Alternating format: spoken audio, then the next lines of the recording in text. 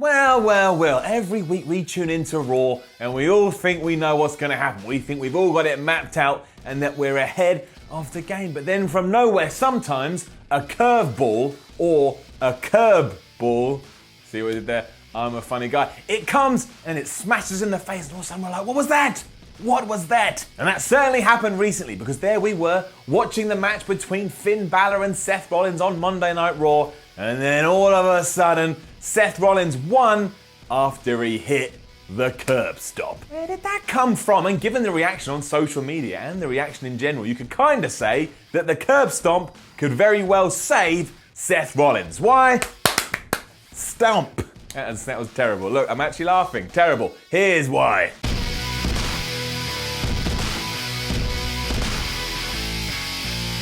Now, I'm pretty sure some people straight off the bat are saying, what are you talking about, Simon? One move can't save a wrestler. And yeah, in one sense, I'm sure that's right. But in another sense, it's completely wrong. And of course it can, because it's professional wrestling and it's all about the moves, kinda sometimes a little bit. I mean, take something like the RKO. You may not like Randy Orton, but I know every time he hits that move, you go crazy and you love the fact that it's so out of nowhere. And then you go online and you make a gif of Randy Orton doing the RKO in a position or a situation he shouldn't. You share it and we all have a great time. I'm sorry, there is no way other than to say that the RKO absolutely helps Randy Orton. And also, if your finishing moves rock, more people will warm to you. That's just what happens. I remember when Rikishi first came on the scene and he had that Rikishi driver which pretty much killed dudes. I wasn't that much into Rikishi, but I liked that so much I started to like Rikishi. Then he started dancing and he was part of Too Cool and he was shoving his ass in people's faces and I didn't like him as much, but the point still stands. This has even more resonance when it comes to the curb stomp because people know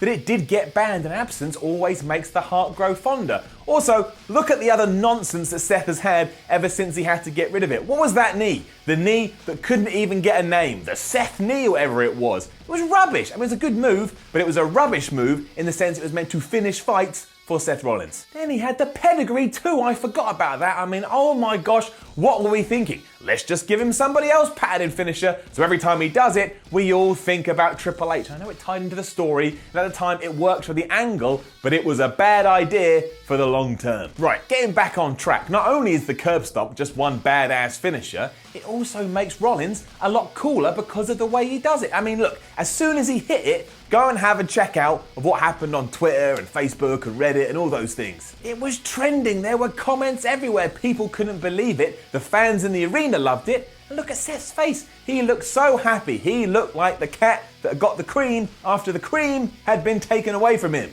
And cats love cream. Every baby face needs some sort of catalyst to make sure they have the momentum that they need. And you could argue that right now, Rollins feels a little flat. And that's not actually his fault. He was meant to be involved with everything with the Shield. And that hit stumbling block after stumbling block as viruses took out Roman Reigns and injuries took out Dean Ambrose. And now he's left to just hang out with Jason Jordan. That's nothing against Jason Jordan, but it wasn't where Seth was meant to be. And it has affected him a little bit. One curb stomp has generated loads of buzz and momentum for Seth that he hasn't had for ages. And maybe it's because it tapped into those little feelings in your stomach that made you remember when he was having a great run as WWE Champion and he was the company's top heel. And I would argue that's when he was last at his best.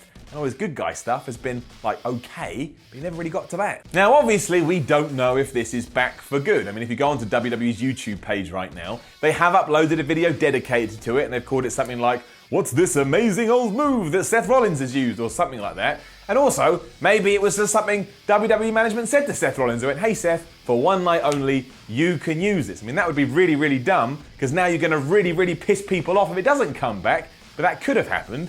And also, you saw how hard he hit it on Finn Balor. It looked very vicious. Maybe the same management backstage went, "Whoops, terrible idea." If we go back to the reason it was taken off TV, it was because Vince McMahon could envisage his own children, Stephanie and Shane, doing it to each other, and therefore he could see all kids doing it to each other. And he didn't really want to have stories about, one child smashes another child's face into the floor with their leg, and it's because they saw it on WWE television. Isn't that the case with all moves though? I mean, even something like a headlock takeover is bad if you see two kids doing it to each other. If I see one kid grab another kid's face and try and squeeze that face off with his arms, and then take that kid and slam him onto his back, I'm gonna be like, that didn't look too cool now, did it? Because the whole point is, if you're a parent, you should be looking out for that stuff, Don't repeat this at home, whatever the saying was. It wasn't don't repeat this at home, don't do this at home. That's the whole point. Don't do this at home. So with that in mind, given how much it did help Seth in one single night, surely we have to bring it back. And also, all the best good guys, or all the best guys in general, and women and whatever, I don't know, fish, goats, tigers, lions. I mean, they've never been in the WWE, but I'm stuttering here. But the point is, Stone Cold Steve Austin, Stunner was great. The Rock Bottom was great. And yeah, he had a stupid elbow too, but he got it over. The Undertaker's Tombstone, it was great. And think of a kid doing that to another kid. I'm gonna take your head and plow it into the floor. That one is worse. That stupid knee wasn't working. The curb stomp is, and again, Seth Rollins performs that curb stomp very well. So capitalize on that and give him an awesome tool that he can then use to be awesome, because that is the most basic equation in the world. Awesome plus awesome equals Repo Man. No, that's not right. Awesome. The bottom line is, in the nuts world that is modern day WWE, you can't be taking stuff away from guys, and you've got to make sure you give them as much as possible so they can ensure they stay over. And again, given the reaction, the response, I really do hope the curb stomp is back, and I hope it hangs around for a very, very long time. It could be exactly what Seth Rollins needs, and it could be exactly what he does need to get back to where, pause for effect, he deserves to be. Now don't forget to leave a comment below and let us know what you think about Seth Rollins' curb stomp. Do you like it? Do you hate it? Does it make you have nightmares that you then wake up crying about? That's bad. Stop watching wrestling. Like, share and subscribe. Head over to whatculture.com, read some articles and follow What Culture on Twitter @WhatCultureWWE. My name is Simon from What Culture. This was the Y Series. 2 salutes for you.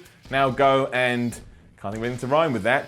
Do a poo? Oh my gosh, I said that out loud. That's it. That's it. That's the end of my life. At least I had kind of a good run. So, thanks for watching. Please feel free to click on any of these things around my head, or something terrible might happen to the dog. Too sweet me, bro. Traitor. Traitor.